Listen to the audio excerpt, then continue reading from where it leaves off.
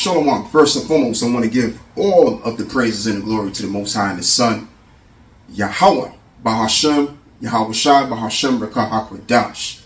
Double honors to the apostles of the great millstone that taught me this truth, and including the bishops on down, Yahweh Bahashem Shai Brakatah, to the elect 144,000, and as well as the 1/3.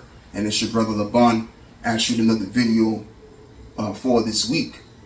And the title of this video is going to be titled after the verse in 2nd Ezra 6 and 9, I believe, where it reads, and I might as well just read it now.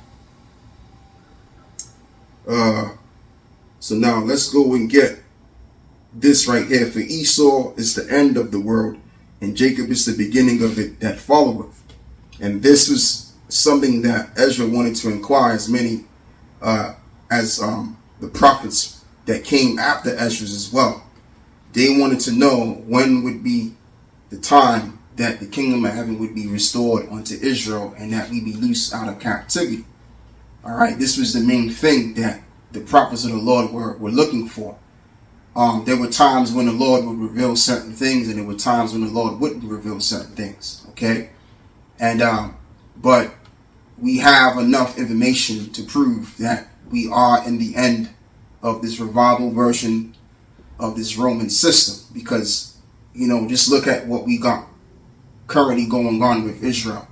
A lot of people died due to the rockets being, flown from there, from Gaza, killing thousands of people. And, I did a video on it on The Guardian, and the Guardian said that they've, killed, 1,100 people, right? But the numbers keep climbing, and I believe it's probably like maybe around 5,000 people approximately. You know, by the time they find the amount of deaths, I think it's going to wind up adding up to all of that. That's just my personal thing, but it could be even more than that. We'll have to wait and see. But yeah, and there's another situation that's ongoing too, which I think, if it hasn't already happened, but I've heard that Gaza is going to be under siege.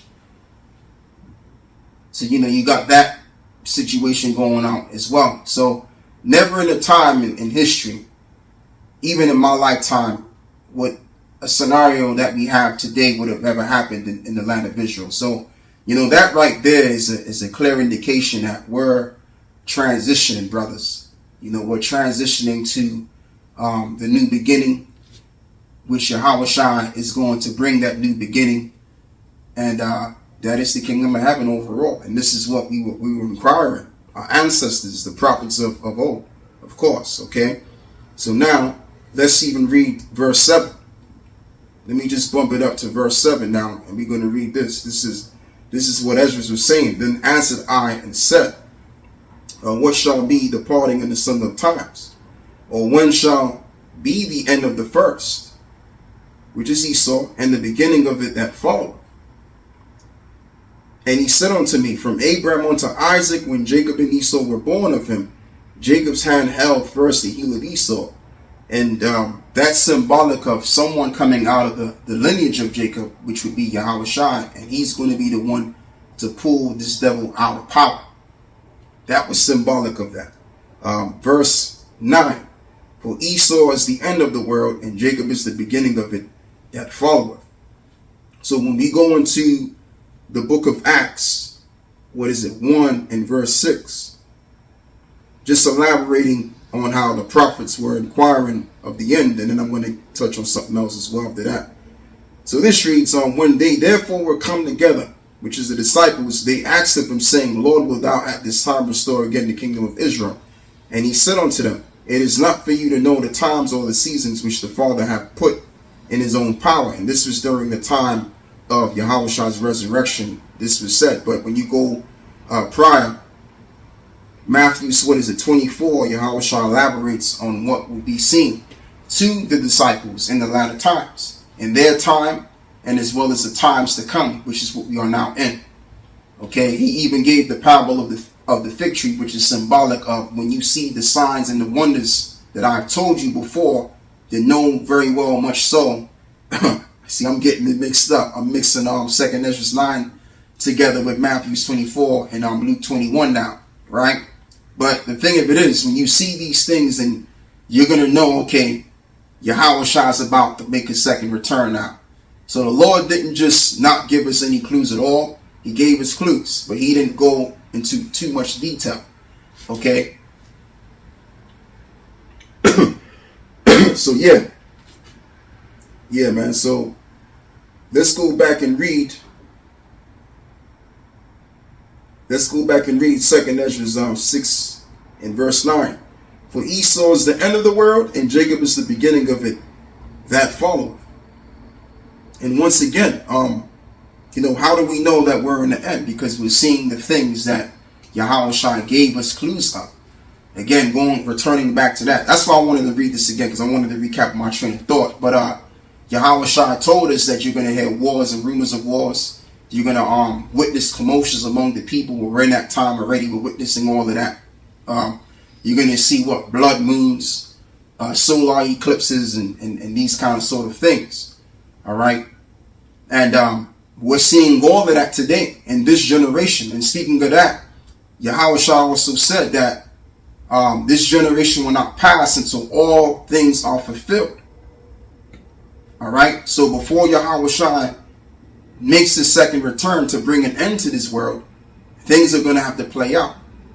And we're seeing this right now in live time, living color. It's very clear. We're seeing events that's occurring in certain places that you wouldn't even expect it to happen. Okay? Like I said, that's proving that we're transitioning. Okay? So, yeah, man. So now let's go and get the book of Peter's. 2 Peter 3 and verse 12.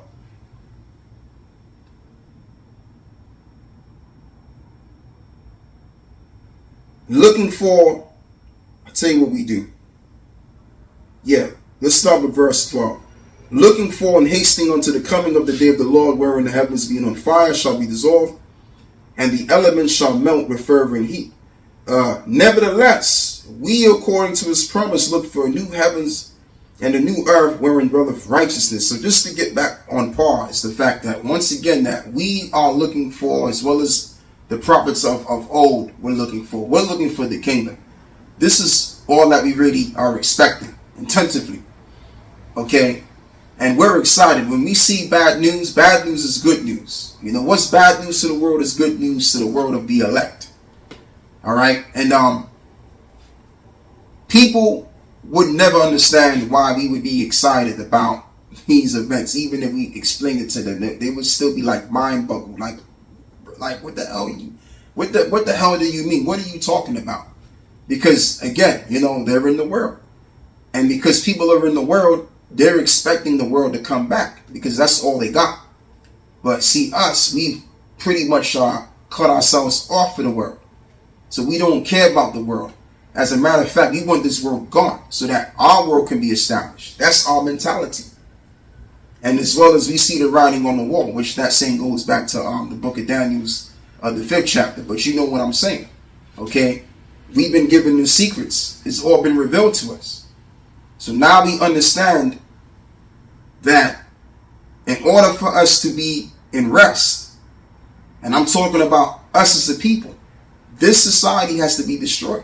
In order for us to reign supreme as the people of the Most High, Yahweh Bashem Shai, this man has to come down. Because you can't have two kingdoms sitting up together. You can't have this kingdom sitting up right along with Yahweh Shai's kingdom. One of them got to fall apart. It's either Jacob got to be down and Esau up, or Esau got to be down and Jacob up. All right? Okay? So now, again, nevertheless, we according to his promise look for new heavens and the new earth wherein dwelleth righteousness. So in order for the new heavens and the new earth to be, this current heaven, which this is Esau's heaven, this is Esau's heaven, this has to be done away with. This has to be burnt and destroyed. And with all of that burning, guess what? The earth is going to be reinvigorated. The earth is going to what? Be refreshed. Because even fire can be a refreshing agent as well as water. The Lord flooded the people, but this time he ain't going to flood the people with water. It's going to be the flood of fire. Every time we see the rainbow, the Lord reminds us, look, I'm not going to flood the earth anymore with water. So what is the new thing? The new thing is that the Lord is going to reserve this planet earth and as well as this time for fire, known as the second death, which is bound to come. So now let's even get something else. Let's even get this scripture as well. Let's get the book of Isaiah 51, verse 14. The captive exile hastened that he may be loosed, and that he should not die in the pit, nor that his bread should fail. And just to mention, including on topic, is the fact that, again, the reason why, and this is what I should have said earlier before, the reason why we get excited when we see the bad news, because it lets us know that we're about to be loosed out of this invisible prison that we don't see. All right? Just like Morpheus told Neo, Lauren Fishburne and Keanu Reeves, right? They was both sitting in a chair, and Morpheus told him, look, you don't even know that you're in a prison that you can either sense, taste, or touch. That's what he said. He said something to the equivalent of, you're in a prison that you can neither see, taste, or touch. And that's exactly the truth. The majority of our people, they don't know that they're in a prison. They don't know that they're slaves to this society in totality. But the prophets, we can see the invisible prison that we're in. We can see that our people are in captivity.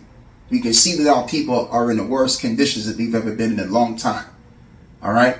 We can clearly see this. And what we can clearly see is that we are in prison, just to get back to that. And we want to be loosed out of prison. We want out of this. So that's the reason why when we see all hell breaking loose in these different countries and in countries that you wouldn't even think all hell would be breaking loose, and it brings gladness to us. So that's the reason why, because we're looking to be exiled. We're looking to be exited. Hence you get the term exodus. So let me read this as well, because I got an article concerning an eclipse which will be shown during the time of the new moon Sabbath, which is coming on the 14th, which I believe the Sabbath is gonna begin around the 13th to the 14th of this week, if I'm correct. So yeah, this reads: annular solar eclipse will turn the sun into a spectacular. Excuse me, what the hell is going on with this?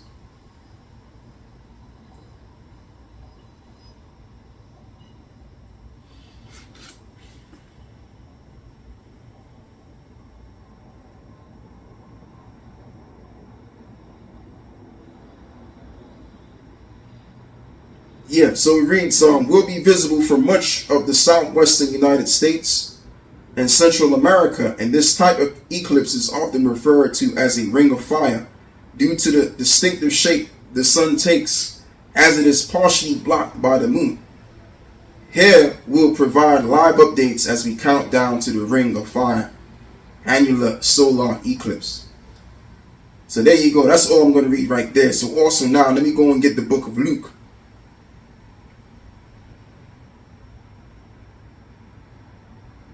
'21. I know I quoted it a couple of times, but I'm going to read it, which is verse,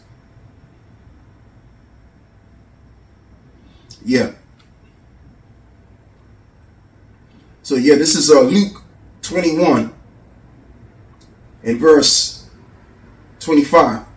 And there shall be signs in the sun, and in the moon, and in the stars, and upon the earth distress of nations, and with perplexity, and the seas and the waves roaring. So we're seeing all of this in conjunction in today's time. And then eventually, what are we also going to see? We're going to see the chariots of the Heavenly Father in the heavens.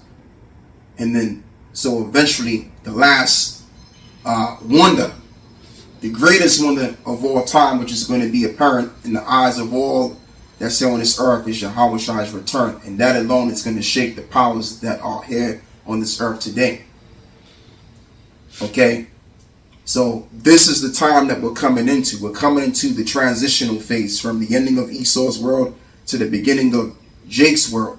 And Yahweh Shai is going to spearhead the world of Israel, which is basically his kingdom. And that's why this reads more so. Men's heart failing them for fear and for looking after those things which are coming on the earth, for the powers of heaven shall be shaken. And this is why the American government, especially the the military part of the government, dealing with the Pentagon and the different various classes of men that obviously know what's going on in the heavens. They're pretty much in a state of panic. They got together in this room to discuss as they call UFOs, as we call it down there in the UK, AUPs, because they're seeing too much of these things frequently, and people are reporting them on their phones, and you're hearing people say, "What is that?" Right? So it's a lot of information, and it's just overwhelmingly that to the point where the Pentagon may have to just reveal all that they can reveal, because people already see these things in the sky by a plethora. So they don't really have no reason to hold information. They might as well just bring it out. And then one guy even said that these so-called UFOs have the kind of technology that can burn us to charcoal. All right? So yeah, men's hearts are failing them for fear and for looking after those things which are coming on the earth. For the powers of heaven shall be shaken, and then shall they see the Son of Man coming in the cloud with power and great glory. Verse 28, and when these things begin to come to pass, then look up and lift up your heads, for your redemption draweth nigh. So when we see these things, and we see the bad news, which is, bad news according to the world, and we see these unidentifiable flying objects, which to us we can identify with them because it's spoken of in the scriptures anyway, right? Guess what? We're supposed to get glad because our redemption is about to be, and we're about to be loosed out of captivity. Okay, so this is the greatest time to be alive in right now, because things are about to change in a big way, and we're almost there. We're almost at the point of our change, the changing of worlds, the changing of bodies, and the restoration of the planet Earth. Life can be expressed once again here on this planet Earth in totality under the righteousness of Yahweh Ba'Shem Shai on towards the elect overall, the governing body, and the rest of the nation overall. So this is what we're coming into. We see I got some more precepts as well. Actually, you know what? Let me pull some new ones out. I got some in mind. Yeah. Let's get, I think it's Isaiah 65, right? Isaiah 65 and verse